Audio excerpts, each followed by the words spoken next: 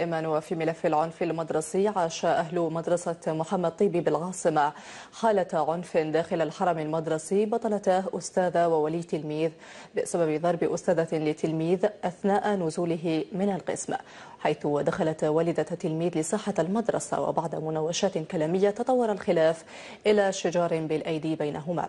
حجز ليلى وليليا داود والتفاصيل.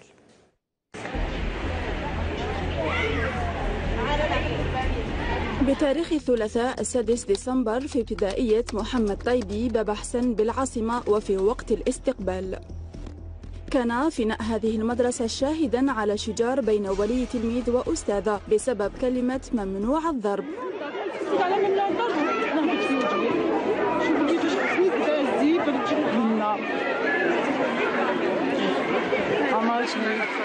تقربنا من محيط المدرسة لمعرفة أسباب الحادثة لتروي المعنية رقم 1 الحادثة بتفاصيلها. الغزالي كي كنت انا نسيستي ممنوع الضرب، نسيستي في هذه الكلمه طارت في وجهي خبشتني، وشكون اللي جا سلكني؟ الاستاذ.